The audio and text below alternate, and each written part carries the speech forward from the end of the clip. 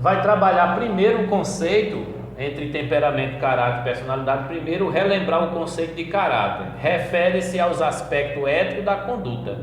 Tem tudo a ver com o código de ética de um determinado grupo da sociedade, numa determinada época.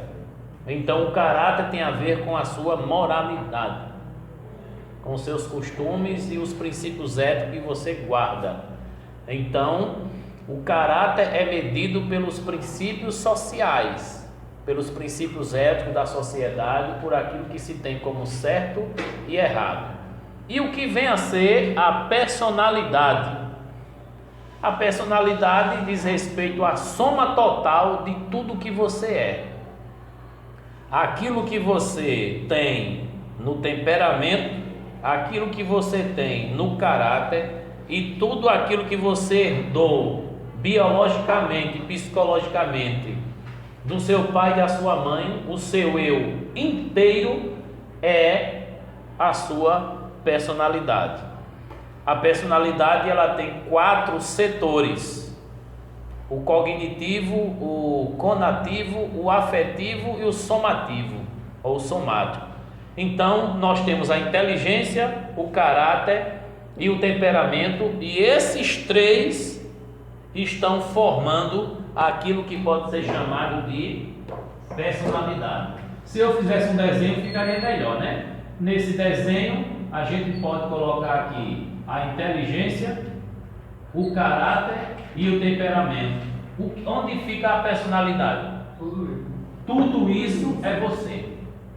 Você é o que você sabe, você é o que você faz e você é, a gente vai ver agora o que é o temperamento.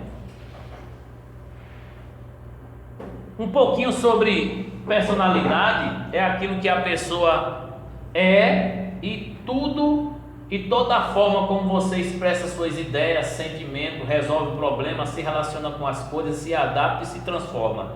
Esse seu jeito de lidar com a vida e com as pessoas e com as coisas mostra realmente quem você é. E é isso que você é que é chamado de personalidade. Você não pode ser classificado como uma personalidade X e Y se não for avaliado o todo. Às vezes a gente avalia só uma parte e classifica uma pessoa e julga uma pessoa. Mas quando você convive com as 3 instâncias dessa pessoa, aí você diz: agora eu posso traçar a sua personalidade. Deu para perceber porque é que um psicólogo pergunta muito, um psiquiatra analisa tanto, para poder traçar o perfil da personalidade e ver o que pode mudar, o que não pode mudar. E aí é bom dizer que certos aspectos da personalidade podem amadurecer, mas mudar não. Outros se tornam mais evidentes em algumas fases da vida. Então a personalidade, o eu todo de Gil, vai ser sempre o mesmo. Agora algumas coisas podem mudar, aumentar e melhorar. Por isso que às vezes você diz: minha personalidade mudou, mas não mudou. Você é o mesmo de forma madura.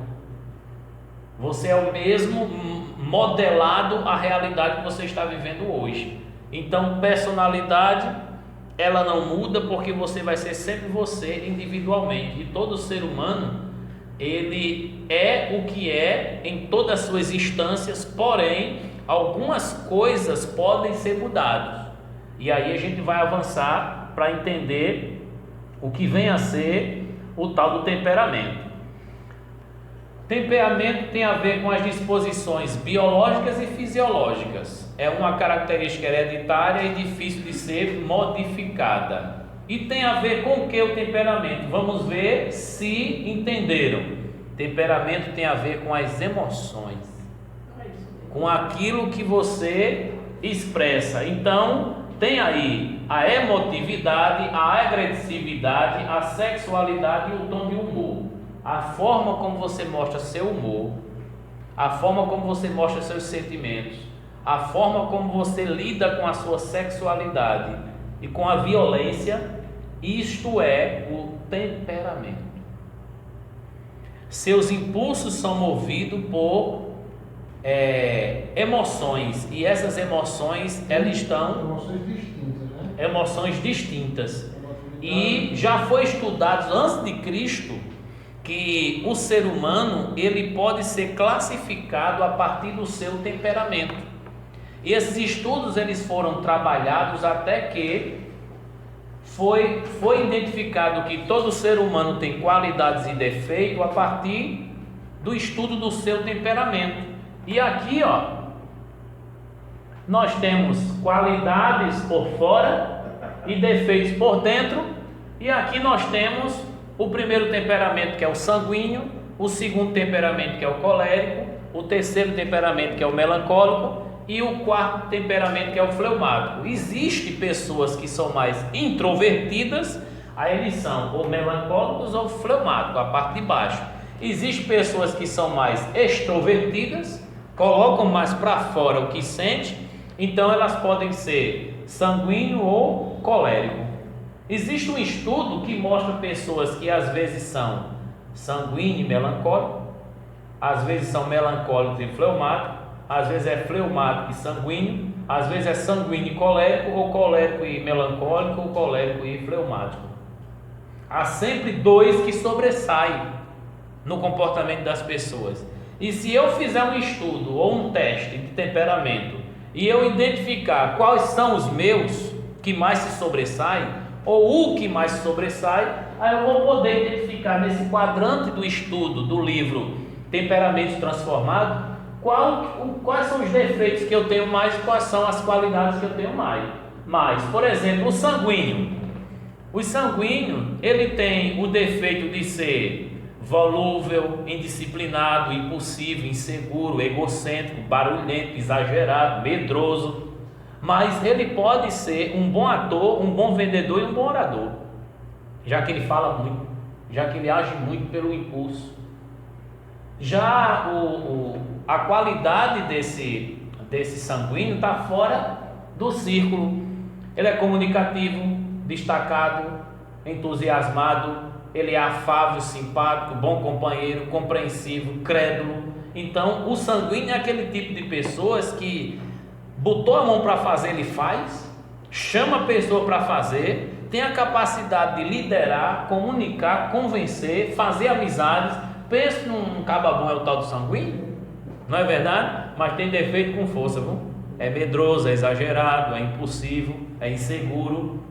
Apesar de todas aquelas coisas boas, tem também um monte de coisas ruins que pode atrapalhar.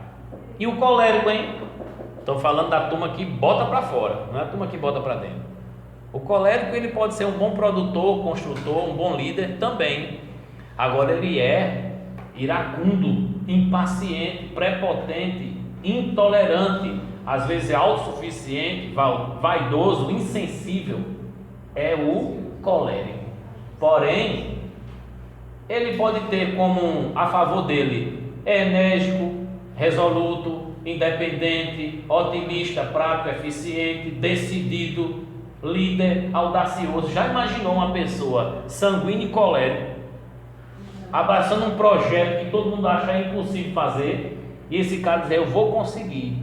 Aí você começa a analisar quem foi Hitler, você começa a analisar, né, a ideologia de Hitler e o quanto ele conseguiu influenciar o mundo com o pensamento dele. Outros personagens que passaram pela América, outros personagens que passaram pelo Brasil. E aí você começa a dizer, rapaz, essa turma aí tinha adrenalina na veia e bota para descer. Aí você olha para um ator, para um jogador, para um escritor, para um pregador, para um líder, um professor, e você diz, rapaz, esse é sanguíneo, esse é colérico, esses são os dois.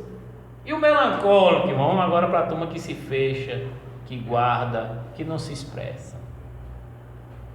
O melancólico ele é amuado, pessimista, confuso, antissocial, crítico, vingativo, inflexível. Isso é defeito. Mas ele pode ser assim, um artista, um músico, um inventor, um filósofo, um mestre, aquele que deixa eu aqui calado, quieto, que eu estou analisando, sabe? Habilidoso, minucioso, sensível, perfeccionista, idealista, leal, dedicado. Existem coisas boas e coisas ruins no temperamento de todo mundo. E o fleumático? O fleumático ele pode ser um diplomata, administrador, professor, técnico, porque ele é calculista, às vezes contemplativo, desconfiado, pretensioso. Ele é o mais introvertido de todos, desmotivado, desmotiva muito fácil. É calmo, tranquilo, cumpridor das coisas, eficiente, conservador, prático. Ei, já imaginou um melancólico fleumático? A diferença é que a parte de baixo implode e a parte de cima explode. A parte de cima bota para fora o que pensa, o que sente, o que quer. A parte de baixo pode morrer com vontade, pode morrer ferido. Um prefere fazer drama, o outro prefere chorar. Um prefere ficar sem dormir, o outro prefere fazer zoada. Então cada um tem o seu tipo de temperamento e as suas qualidades. A gente pode fazer um teste. Na próxima aula vocês trazem esse teste e a gente faz aqui a classificação. Quem é colérico, quem é fleumático, quem é melancólico e quem é sanguíneo. O meu temperamento eu já sei, eu já fiz 15 testes diferentes e sempre deu os mesmos. Pode dar mais de um no caso. Aí já vai, hein? Pode dar mais de um no caso. Pode dar mais de um, porque existe uma porcentagem que se sobressai. Existem coisas que você está vivendo, fazendo e reprimindo hoje. A sua forma que você está convivendo hoje, você vai dar resposta a determinadas perguntas do que você é, o que você faz em tal situação, e é analisando tal situação que dá para perceber que temperamento é.